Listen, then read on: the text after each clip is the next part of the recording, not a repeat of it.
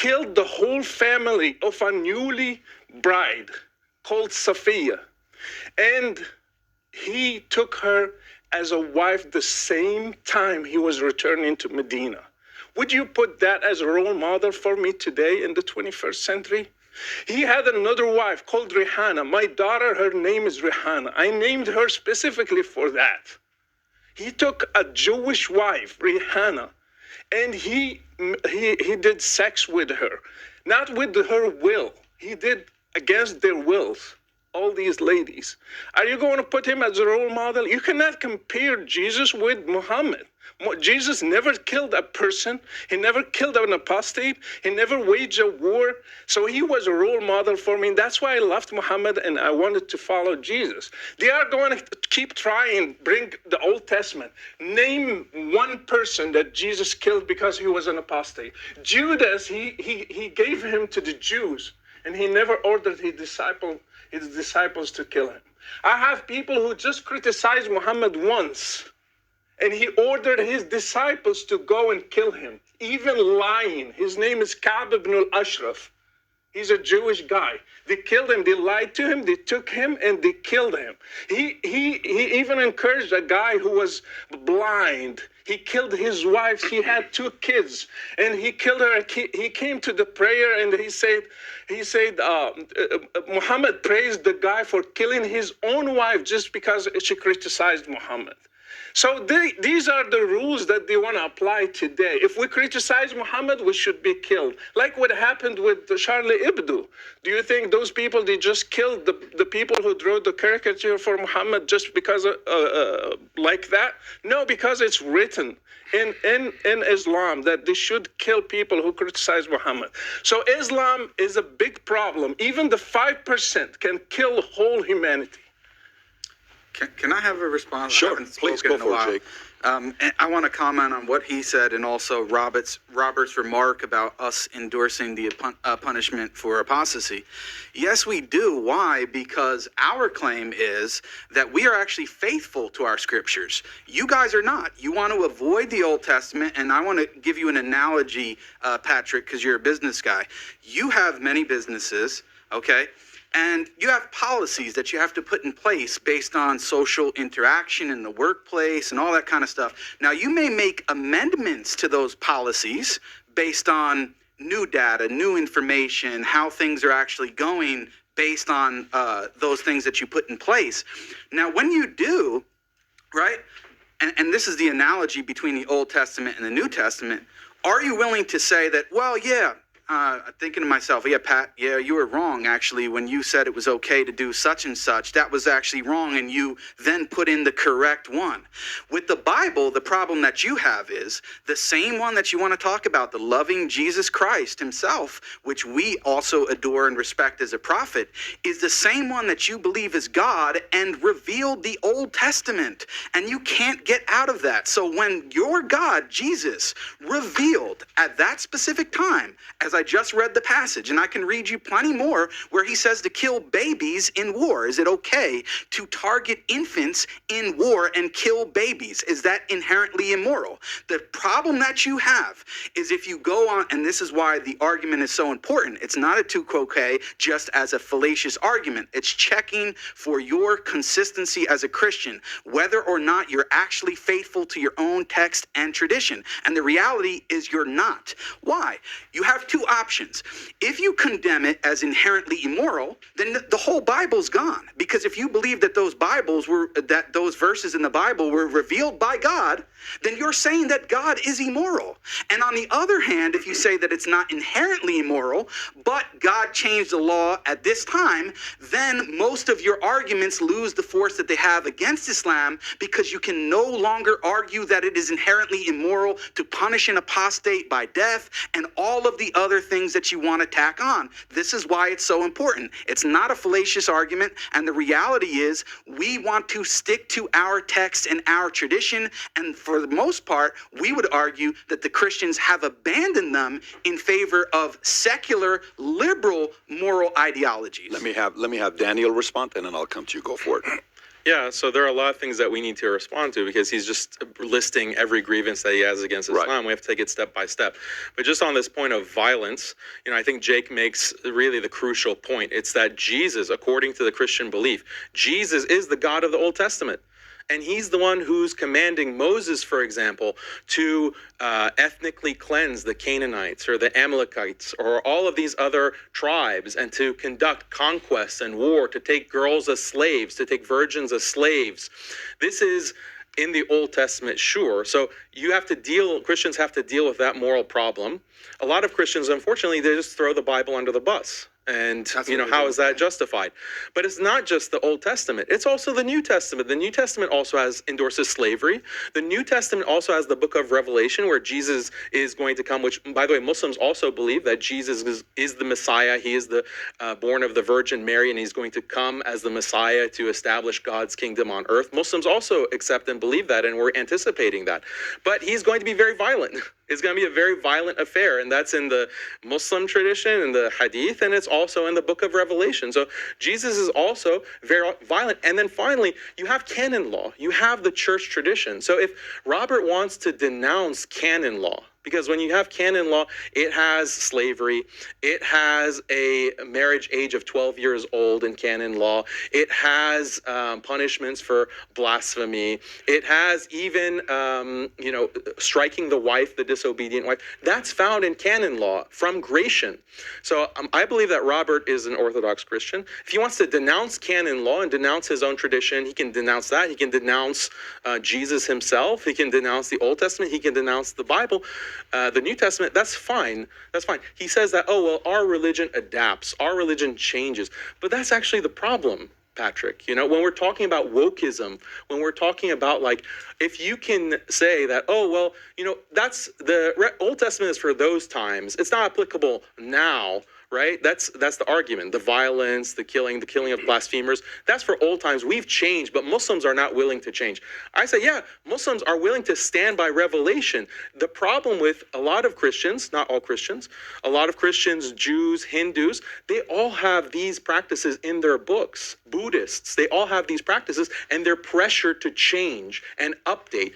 And so if you can get rid of the conquest and the violence and the punishment for apostasy, why not just get rid of the prohibition of cross-dressing, the prohibition of homosexuality, the prohibition of drag queens? Why prohibit any of that? Maybe times are different. Maybe we need to adopt drag queen story hour in our church. Maybe we need to adopt, all of these woke practices. Why not? First of all, they are talking about amendments. They have something in Islam called abrogation. It's like an amendment. God says something, and then he changes it. For example, he asked the question, was it moral to kill the apostate? I can ask him the same question. How about zawaj al-mut'a? You marry for, it was practiced in Iran a lot. It's not inherently immoral. It's not inherently immoral. Why? We can answer it. Why it was stopped? Why Muhammad stopped it? If it was immoral. I'm just giving you an example. You asked us the question. I'll let you answer. In Christianity, Jesus came, he stopped so many things in the Old Testament. That's our principle. He stopped, for example, sacrifices. We don't sacrifice animals. He stopped the adulterers to be stoned. He stopped so many things, like tooth for tooth. He stopped that. So Jesus stopped so many things in the Old Testament. You don't accept that. That's your choice. For example, why his disciples never killed an apostate? Why his disciples never They didn't have political power. As soon as Christians gained political power in the Roman Empire, they started doing these things. They didn't have the jurisdiction to do so. They didn't kill They were the minority. They weren't in power. As soon as Christians gained power within the Roman Empire, they applied the Old Testament laws, the New Testament laws. Not true. It is codified in the canon law. Are you familiar with the canon law? Yeah, I want to talk about that. Please explain the canon law. Brother Rashid, if you can get closer to Mike so the audience can hear. Yeah. Jesus never waged a war. He never ordered one. There were other Jews who did kill Romans and who did kill people, zealots, the people called Ghayurun. So Jesus never ordered that. His disciples got killed, not waged war. They got killed. They never killed a person. Slavery, the Apostle Paul, he said, in Jesus there is no slave or free. And that's why the abolitionists, they started in the West. I have a question for you. You are benefiting from human rights and freedom of religion in the U.S., and you are trying to get us back to Sharia. For example, you converted from Christianity to Islam. Alhamdulillah. And you want to bring a law that kills the apostate. Do you want to be killed for converting from Christianity to Islam? Do you want that? Do you believe it's correct? Do you want it? Do you believe it's correct? So he doesn't answer the question. Do you want it? Give us the principle is the golden rule. Do not do to people what you don't want them to do to you. So you talk for a long time. Can I respond, please? Okay. Both of you keep running from the Old Testament and the argument that I've given. Jesus stopped it. We are not running. Jesus stopped it. We let you speak for a while, sir. Please let me talk, okay? Is Jesus God? Well, yes, the answer is yes. You do believe that. Did God reveal at least parts of the Old Testament? Well, of course you believe that. Now, Robert wanted to make a distinction. He brought up an example about Paul trying to remember how many people he baptized. But in the Old Testament, when it says that God is speaking and that God commanded X, was that just somebody making it up or misremembering? No, the Bible says it's God. So listen to this passage. 1 Samuel 15, 1-3. And Samuel said to Saul, the Lord sent me to anoint you king over his people Israel. Not, oh, I'm just talking at it, my backside. Now therefore listen to the words of the Lord. Who are they? They're the words of the Lord. They're not the words of Samuel or your neighbor John or whoever else. Thus says the Lord of hosts, I have noted what Amalek did to Israel in opposing them on the way when they came out of Egypt. Now go and strike Amalek and devote to destruction all that they have. Do not spare them, but kill both man and woman, child and infant, ox and sheep, camel and donkey. So do not tell me, sir, that God, Jesus, did not order the killing of innocent people. He not only did he do that, he ordered the killing of babies, none of which you will ever find anywhere in the Quran or Sunnah. So if you have a problem, let me finish, sir. You don't have it in Sunnah? Let me finish, sir. If you have a problem with God ordering death for apostasy and all these other things that you're bringing up, Robert, when you bring up the issue of Paul, well, he's trying to remember how many people he baptized. Is that analogous to this text where a prophet Samuel is explicitly saying that these are the words of the Lord? Was Samuel lying? Did God actually say this? And if so, is killing babies inherently immoral when at war?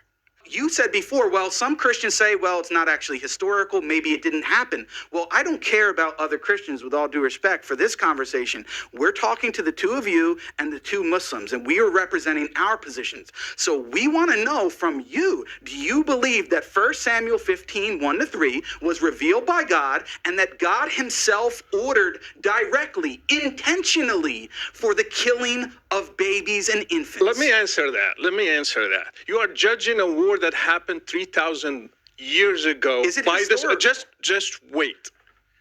You are judging a war that happened 3,000 years ago by the standards of today. The difference between the Old Testament and Islam, we believe those applied for those circumstances and stayed there.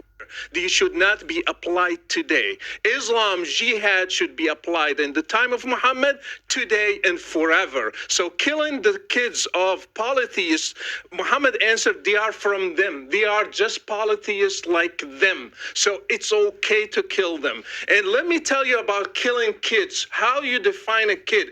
In the raid of Bani Qurayza, a Jewish tribe, Muhammad came and he said, check the hair of puberty for every kid. If you find one hair, you can kill him because he's considered an adolescent. So they killed 600 people on that day. You want to tell me that doesn't exist in Islam? I know it exists in Islam. And I know if you got authority today, you will do it. Here's what I want to do. I want to have Daniel give a response, and then I'm going to go to the next topic. Go for it, Daniel.